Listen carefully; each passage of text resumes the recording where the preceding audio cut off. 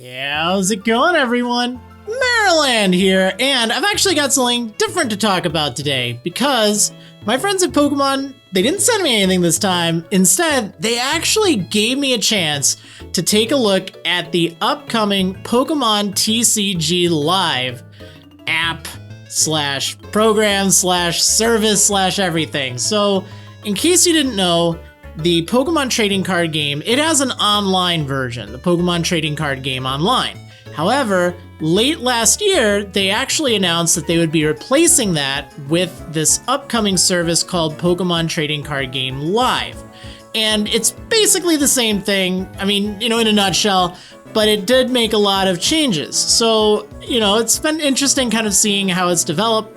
And the good news is there's a beta available if you live in Canada to check it out. Now, your entire collection, or at least most of your collection, there's some big asterisks there, will carry over from your trading card game online account to your trading card game live account. So you don't have to worry about really losing too much stuff or anything, but you'll need to keep in mind some things will be lost, namely the older like Heart Gold and Soul Silver series cards that aren't even legal for like tournament play anymore, even in the expanded format. So if you're strictly a collector, that's kind of unfortunate if you spend time collecting those cards. But beyond that, the game itself is really designed more for like players of the game. Like, it's a game. That's the cool thing. It's more about the Pokemon trading card game rather than the Pokemon trading card game, if that makes sense. So anyway, this video is going to go over 5 of my favorite things, or at least things that I'm looking forward to with the upcoming Pokemon Trading Card Game Live app. And I think it's kind of neat. It'll be interesting, just giving my thoughts on it. And I'll have some video that my friends at Pokemon were kind enough to show. We had a little demo. I didn't have a chance to play it, but I had a chance to see some of it in action and ask questions and kind of get answers and stuff. And that's really cool. So hopefully this will give you kind of an idea of what to expect, because I know I've been talking about it for a bit. I'm actually really excited for it.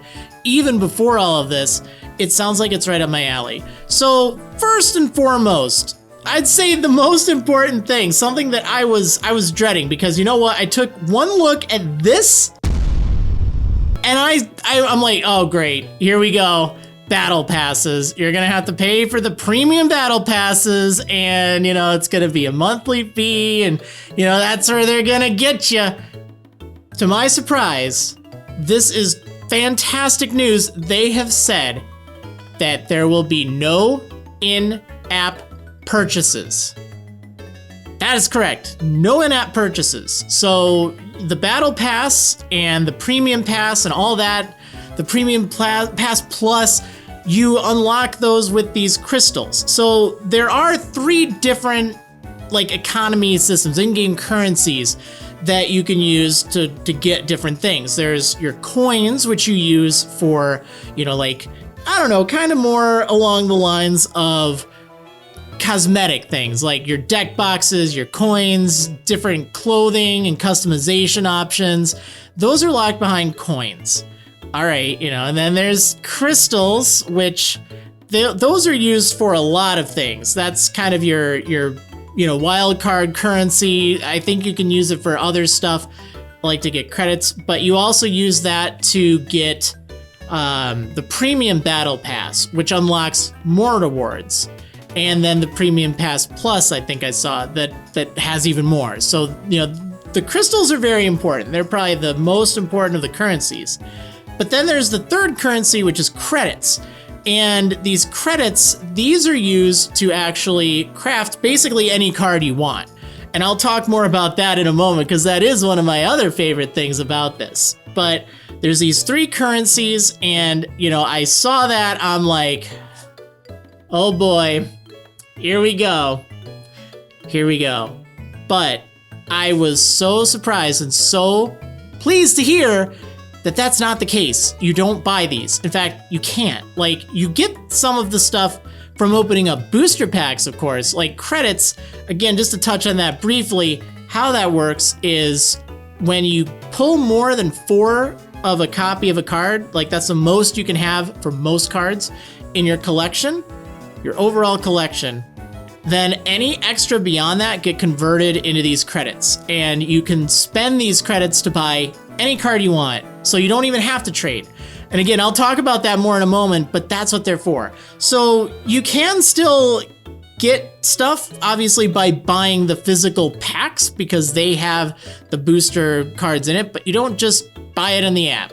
And it sounds like if you just want to play this free to play, it's a great starting point. The battle pass and stuff like that, you upgrade it by paying the crystals, which you earn through like playing the game. So that's really cool. That is like a huge concern I had that seems to be quashed. It's not a problem. So hopefully that stays the case. Again, I haven't had like a full chance to see exactly how you're getting all these crystals, like how it works out, but at least it sounds like they have that in mind where it's not going to be, you know, too detrimental to the game's success. And that's great because honestly, I think the game, the trading card game Live, I think it's honestly built so people can enjoy playing the game. It's a very fun trading card game. It's what I grew up with. I mean, I've played it literally since base set.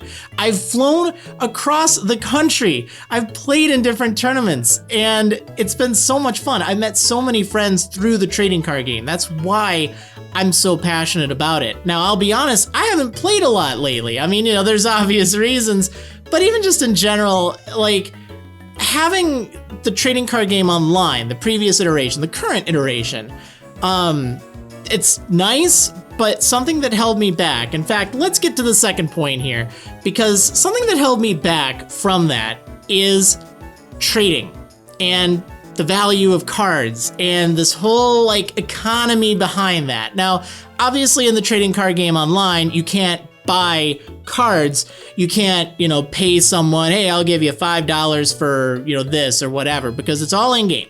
You have to do trades in game, only with in-game items. So that means you have to have stuff to trade for the things that are really good, things you might want for your deck. And that also means you might want to hold on to cards that you know people might want for their deck or maybe their collection, you know, and it's like, that's kind of a pain because I don't want to have to think about that if I just want to play the game. And I feel like with that collector mentality, because I'm more of a collector nowadays, absolutely, but because of that, it's like I don't want to let something go so I can get the card I want or need for a deck. And, you know, it's like, oh, this is a cool card. And without having to think about that, by completely removing that from the equation, even though it is frustrating to some people, I fully get that. I absolutely do. Overall, I think it's a great separation because you can still get the physical products, the physical cards. They're still really cool. You can still collect the digital cards too. Like I said, you can convert cards that you have extras of. In fact, they get auto-converted. Like if you have 4 Diglett, let's say, it's going to convert into these credits. And you can then use these credits to craft any card you need. You don't have to trade. You don't have to trade for anything. You can't, for the record, but it's designed so it's not that bad to get stuff. And I didn't really have like a full view of, you know, what is what, you know, how much you get, but it looks decent. Like I think commons were, I don't know, maybe like 5 credits or so, but you'll get those so fast. And it looked like rares, I think were like, oh shoot, I think like 100, maybe 80 or 100, something like that. And then to get, say, a Pokemon V that you might need for your deck, it looked like from the one I saw, it was 1250 credits, which that honestly isn't that bad. It might seem like a lot, but if you're getting a lot of packs, like you'll get that pretty quickly. And what's great about it is it really opens up the door for you to try out all sorts of different cards and decks. And it's like, hey, I need this little tweak here. I need, you know, something for this deck and I don't know what. Let's try this. Oh, I don't have this card. I could use one more of it. Okay, let's just go ahead and, you know, spend some credits on it. And you'll just amass these credits over time. It looks like you earn those just by playing the game as well. It's not just like you have to go out and buy packs. You get those by progressing through the leagues, through the, you know, the ladder kind of system. You get that through, I think, the battle pass. Like there's all sorts of ways to get it. And that's what's really nice about it. So as odd as it seems to remove the trading from the trading card game, honestly, for both collectors and especially for players, I think that's a great move, because then, you know, your collection, it's just yours. It's what you've been able to amass. You don't have to worry about having like 60 of a card or whatever, ending up with so many extra commons. You know, you're capped at whatever the limit is for that card. So, you know, it'd be 4 for most cards. Some cards like, Pokemon Star or Ace cards, I think they were. That was a little, I wasn't playing really much at that time, but yeah, some cards are limited to just 1 per deck. And then for the V-Union cards, you can only have like 1 of each piece. But that's all you'd ever need for your deck. You don't need more. So if ever you happen to pull 1 more, it gets automatically converted into these credits. And then you can use them for whatever you want. So it's always cool if you get something that you already have, because, you know, you still get credits that you can use for whatever. In fact, in a lot of ways, it's probably better to pull something you already have the limit of than to pull something that you don't really care about. So I mean, you know, that's kind of neat. It's cool because you can use it to exchange for what you want. And from a collecting perspective, if you want to do that, you still can. You can still collect. But I'd recommend maybe doing some playing on the side, because that will help get you more in the way of resources to build your collection, you know, between the crystals, between booster packs you can unlock just by playing through the ladders. Like, it looks really generous. Again, I haven't had a full chance to see, but at least from what I saw, it does look quite free-to-play friendly, even if you don't buy a single physical pack, which is great. So I guess the next thing I'll talk about, free decks. When you start up the game, this is, you know, number 3 on my list, we'll say. When you start up the game, once you get through the tutorial and all that, sounds like there's a really good tutorial. So if you're new to the game, you know, that's a great way to kind of get started. And what's awesome is it sounds like they will be offering 8 pre-constructed, fairly competitive decks. I mean, maybe not like your world's winning decks, but great starting points. And man, that is fantastic. That is something I am absolutely in favor of, because if you want to learn to play the trading card game, yeah, it's cool going out and getting like a pre-constructed deck, but let's face it, for I'd actually say over a decade, you know, most theme decks, as they were called at the time, I think they're now like league battle decks or something, and they're much better than they used to be, but like, honestly, those decks, they're really just for beginners. And that's not necessarily indicative of, you know, the experience playing the trading card game. There's some really fun, cool strategies you can do, but oftentimes you might need, you know, $100, $200 worth of cards, of physical cards at least. And the trading card game online was at least a decent kind of gateway for that, but you still had to trade to get cards that you needed for it, and they didn't really have as good, at least as far as I know, as good of a way of having really good battle-ready decks to go. So right from the get-go with this, again, because there's no trading, there's no real like economy from players versus players, you know, it doesn't matter what you get for your collection. They want you to play around with stuff, and I think that's awesome. I think that's really cool. So having 8 decks ready to go right from the get-go, you can just pick it up. You can say, hey, you know, friend, you know, whatever your friend's name is, pick this up, pick this game up, let's play. I want to play this card game with you.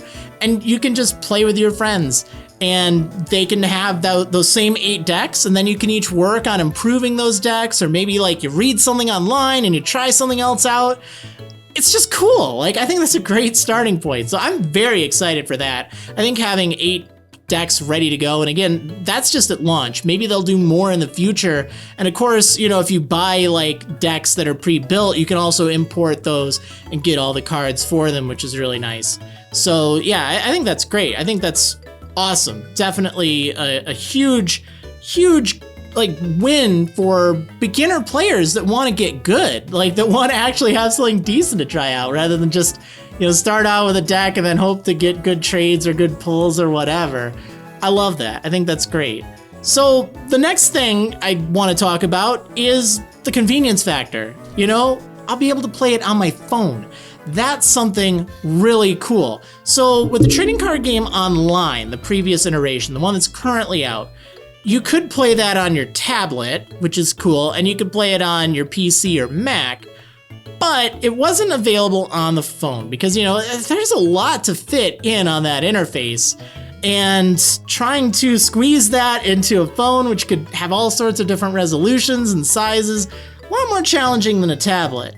So something I really applaud them on is how good it looks on mobile. Like, you've probably seen some of the footage here and there from desktop, but take a moment to see how it looks on mobile. Like, it actually looks pretty nice. It's very much the same experience, but you can tell they gave a lot of thought on like how to position things and all that. And what's really cool to me is just the thought of being able to just, pick this up and just hop on my phone and do a quick battle or something. Maybe see if a friend wants to fight. And, I don't really have to commit to going at my computer and firing it up.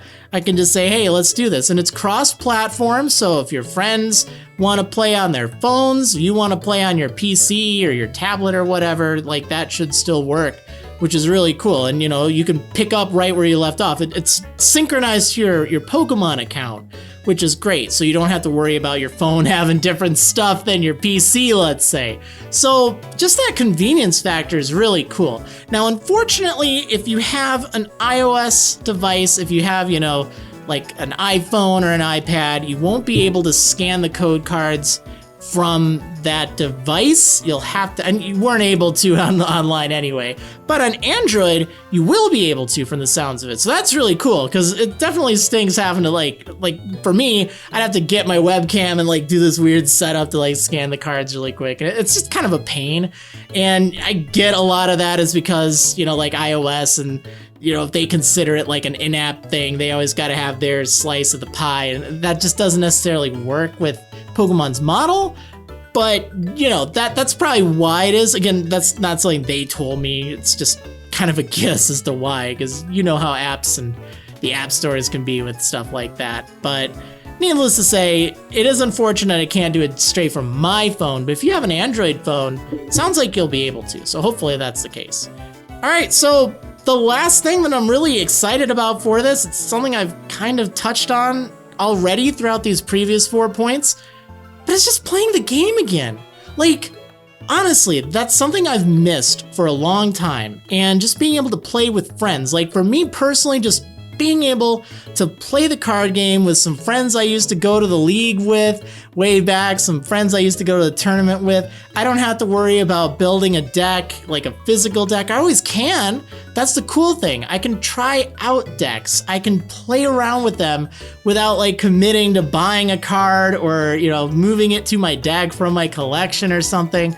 I get to just play around. It's kind of like a battle simulator for the trading card game. And that's so cool. I think that's what Trading Card Game Online wanted to be. But again, with having to do all the trades and like keep stuff, and it just didn't really seem that good of a value. In fact, honestly, that I've kept so many code cards because it's like, I don't know if they're going to be more useful trading or like if I open this stuff. And it's kind of this confusing message.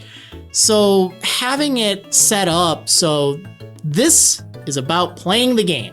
You get to play this really fun, cool game, this cool card game. If you want to move on to like physical tournaments or physical decks, you easily can do that. I mean, not as easily as just using the credits, but at least you can test out different decks before you really commit to it. And I think that's brilliant. And it looked like the credits aren't, super expensive. Like it's not gonna charge you so much, whereas a player might. I know that's going back to the trading point, but my point with this fifth point here, the fifth thing I'm looking forward to, is just the fact that I can play with my friends again and just have fun with that. Like, I think that'll be really neat. I can just, hey, want to play? Yeah, sure. And, even if they don't have a good deck, like, we can all kind of work together with it. And having that kind of system in place where it's essentially a simulator as opposed to, some kind of collection thing, I like that. And I'm looking forward to getting back to playing it again. So, one last thing I want to talk about. This isn't actually something that, I'm looking forward to. This is more of advice. So if you currently have, let's say, a whole bunch of Trading Card Game Online code cards, there's some strategies you might want to keep in mind before you make the transition over to Trading Card Game Live. Now, if you're in the beta, if you're in Canada right now, it starts, of course, on February 22nd, which is today. There's no current date when it's outside of Canada, So, keep an eye on the news for that. But, after it's out there, and if you're in the beta right now, what will end up happening is your Trading Card Game Online account will actually migrate everything over to Trading Card Game Live. And during that migration process, you will lose anything that you have more than 4 of, or whatever the limit is on Trading Card Game Live. So let's say you have 5 Charizard V. Well, first of all, right on. But second of all, you're only going to be able to get 4 of them, and you don't get anything extra for that 5th Charizard V. It's just gone. You don't get any credits for it. Now, this is important because remember what I just said about if you had a bunch of code cards, you weren't sure if you wanted to redeem or not. So they will give you crystals based on how many unopened products you have, whether that's, theme decks, whether that's booster packs, anything like that you didn't open on your Trading Card Game Online account. Those will get converted into crystals. Now, it's not based on what the item is. It could be anything, any product that's unopened. So if you have a bunch of code cards, you're just like, I don't know if I want to use them or not. I'd recommend redeeming them, but keeping them as packs until you have 125. Now, if you have less than that, that's fine. Try to do as many as you can. But anything more than 125, and honestly, if you're going that much, you might just want to do like 3 or 4 more just in case. It's like, wait, does that count? Does that not count? I don't know. But 125 is the limit, and you'll get a really sizable amount of crystals for all of that. Now, you get less crystals if you have less than that. There's different tiers that I'll have on the screen for you right now, but that is the recommended strategy. But after you get that, don't scan any more cards, any more of the code cards until after you're set up with the Trading Card Game Live. Because the reason for that is, after Trading Card Game Live is out, then when you scan those code cards and you have extras, you have duplicates, you'll get those credits for it, whereas you won't during that whole transfer process of unopened product. So the main strategy you want to do is try to get to that 125 plus unopened product that you won't open, that'll just get exchanged essentially for those crystals. Then after Trading Card Game Live launches, that's when you want to scan your cards, because then all those little commons that you get like 60 of, you'll start to get credits for. After you get that 4th Baneri, the 5th, 6th, and so on, they're going to become credits that you can exchange for whatever. And even if it's just like 5 credits, let's say, for a common card, you get a lot of these common cards and it adds up. So you'll be missing out on those credits if you scan everything now. That's why I've personally been waiting to scan my cards until after the transition to Pokemon Trading Card Game Live. But I've also made sure that I have 125 or more unopened packs or product or whatever inside of my account, so I'll be able to get those crystals ahead of time. But anyway, that's just like my overall strategy, like what I'd recommend if you want to make the most out of this during your transition to it. Again, even if it is a beta period, like if you're in Canada and you want to play in the beta, it will transfer all your stuff. It will transfer your account permanently to Trading Card Game Live. But the good news is it's not getting reset or anything. Whatever you transfer, that's going to stick with you. So you don't have to worry about like losing at least your collection. They might reset progress. Like a lot of the screenshots and video you've seen, that's from like probably a development cycle as far as like the league ladders and stuff. Like I know it said like November or something. And don't worry about that. But as far as like your actual collection, decks, things like that, that'll stick with you. So it's totally safe to transfer it from online to live. But again, I just recommend making sure you have your unopened product if you have a lot lying around. And if you have more than 125, then you want to hold off and not scan anything until, after it goes to Trading Card Game Live. And then you can do it and get all the credits you want, at least hopefully, and then you can get whatever card you want. So yeah, anyway, I'm really excited for it. It was great having a chance to take a look at like a demo early of it and hopefully give you all a bit of insight as to, 5 reasons that I'm excited for it. So I hope you enjoyed. I hope this kind of shed some light on it. I think it's really cool. I think it's a great direction forward for the trading card game, really making it a game again, and that'll be great. So anyway, thanks for watching, everyone, and I'll see you next time.